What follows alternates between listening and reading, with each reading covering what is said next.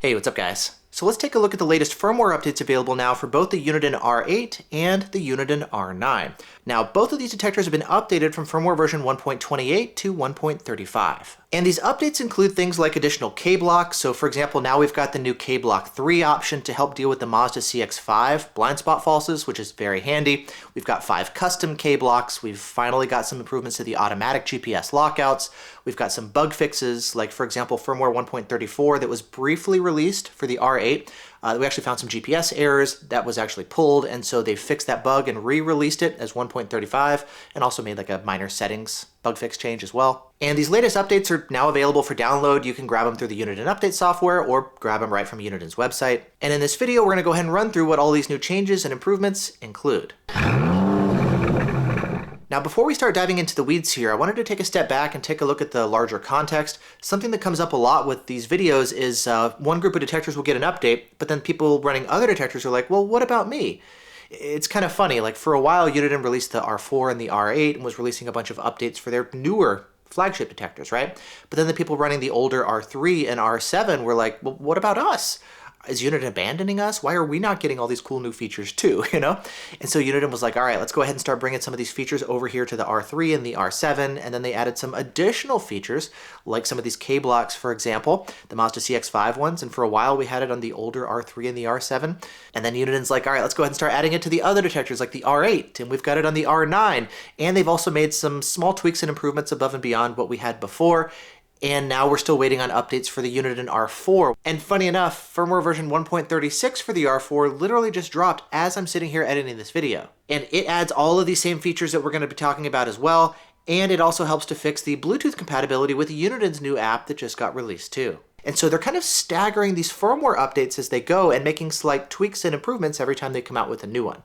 Now, this is different than Escort's philosophy, where you've probably noticed like whenever they release a big update, they're like, hey, we have a new update available, and this is going to apply to 8 different radar detectors, right? And so people don't feel as much like they're being left behind. There are some detectors, typically some older ones, or sometimes the Max Cam or whatever, where it doesn't get all the same updates, and that happens. Plus, they do kind of like stagger the exact timing of the rollouts, and so even if every detector gets an update, they're not all able to be updated at the exact same time. But nevertheless, that helps to kind of like feel like everybody is getting similar updates, you know?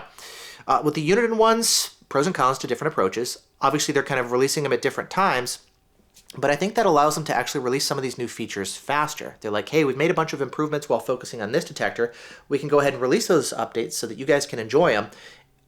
But instead of waiting to like copy all the same improvements over to all the other detectors, well, we'll just release it here and then we'll spend the time kind of duplicating a lot of these improvements over there and then update these detectors. And so that allows them to do like updates progressively over time, but it does mean that they're going to roll out at different times.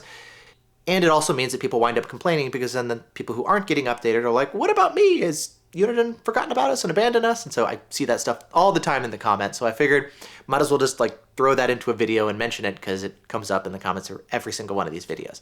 And of course, it also affects my videos because instead of doing like one video for all the Escort updates, I wind up doing a new video every like month or two whenever there's another update that rolls out for these Unidens. So anyways, with all that said, let's go ahead and start taking a closer look now as far as these latest updates for the R8 and the R9. Now, effectively, these updates are basically the same thing. Some of these improvements we already had on the R9, like it had the additional K-blocks, but they finally brought it over to the R8.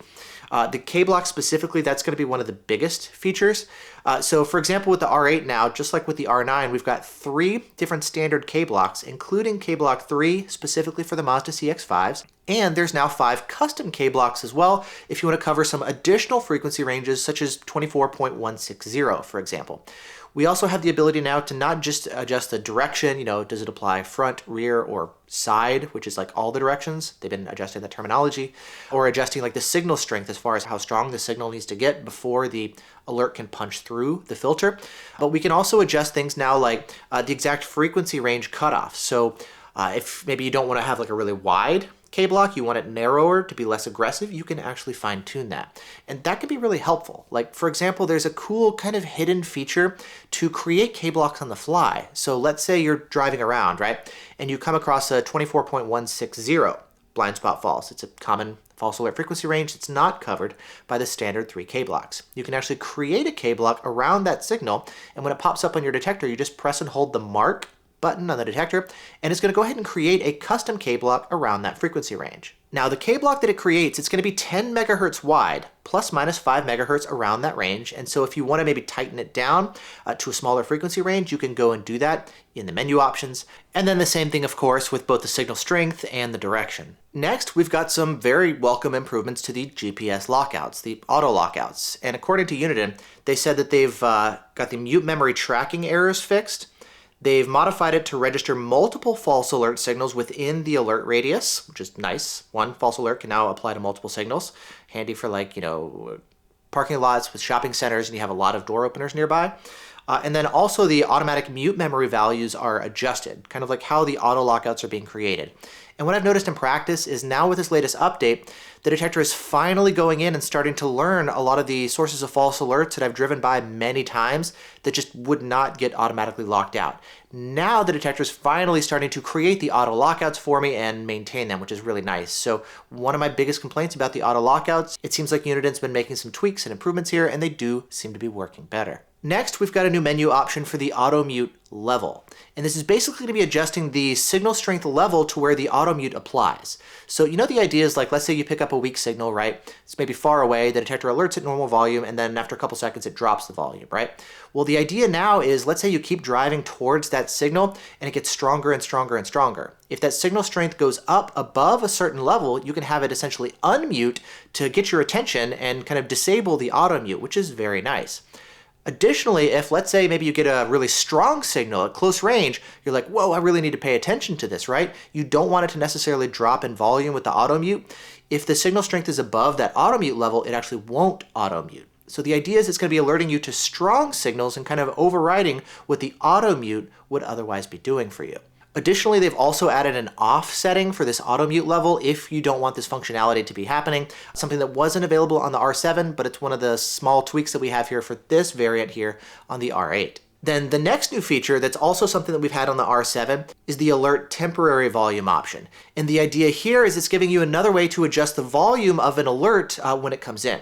Now you've got the auto mute, which can drop the volume for you, right? But let's say maybe you're on the phone or something and an alert comes through and you want to hear the alert, it's important, but you don't want it blaring, full volume, and you also don't want it silent. If you want to be able to control it, you can actually reduce the volume on top of the detector and it'll temporarily drop the volume of that alert while it continues. Then once that alert goes away, if maybe another signal comes by, that'll actually resume alerting at full volume. So it's basically a way to temporarily adjust the volume of just the signal that you're getting now without permanently dropping the volume of the detector or without having to fully mute the signal altogether. Next, we've got a red light camera kind of low speed filter to help filter out unwanted alerts in parking lots and stuff. This is also something that we've had for the R3 and the R7. Basically, the idea is, let's say you're in a parking lot, for example, maybe even parked. With a little bit of GPS drift, it can make it seem like you're going towards a red light camera and away from it and towards it and away from it. So you could actually get these repeated alerts just sitting in a parking lot of red light camera, red light camera, red light camera. And so for that reason, now if you're traveling under 5 kilometers per hour, it's no longer going to give you any red light camera alerts. Then when you resume driving, if you're driving towards a red light camera or away from it, then it kind of behaves like normal, like it would otherwise. Next, as far as adjusting the main volume of the detector itself, you can of course do that from the volume buttons on top of the detector, and they've now added a menu option in the whole settings menu where you can also adjust the detector's main volume from there as well. And then as for the Bluetooth stuff, there's 2 menu options, turning Bluetooth on and off, and then actually activating the Bluetooth pairing to get it paired with your phone. They've just moved those 2 options from the very end of the menu closer up to the start of the menu, especially now that they have their own app available here for their detectors. And then for the R9 specifically, they've also made some improvements for the laser jammers that come with it. So if one of the laser transponders are damaged or not communicating properly, it can actually give you some notifications and warnings now on the R9. And similarly, if the installer is using the installer self-test feature, it's got some additional information to warn the installer that the laser jammers are not plugged in or working properly as well. And then finally, there's also some bug fixes, things like that GPS error that I mentioned at the beginning of the video, which is why they pulled firmware 1.34 for the R8. They fixed it here for the R8 R8 and also now for the R9 as well. They both had the fix. So now the GPS error is not going to be happening when you get certain frequency K-band or Ka-band alerts. And then as far as how to update your detectors, that's going to be the same as always. With the R8, you're going to want to use Uniden's update software. On the Mac, currently we're waiting on an updated version of the Mac update software to restore compatibility for updating Uniden's windshield mount detectors. That's one reason why I was really hoping that with their new app that just came out, we would be able to update our detectors over Bluetooth as well. Unfortunately, that's not the case. We got to use the update software. It's broken on Mac. I do have a beta version of the update software, which does allow me to update detectors on the Mac, so they are working on that. Hopefully they'll release it soon so that fellow Mac users are also going to be able to update. But on Windows, at least, the update software is still working properly.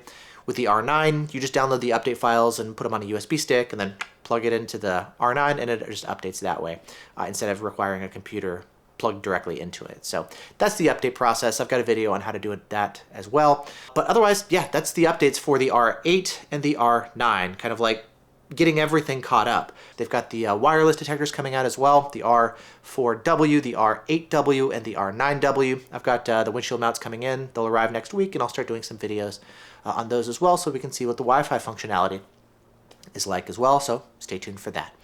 So with that said, yeah, that's it for now. Thanks for watching. Hope you guys are doing well, and I'll see you in the next one.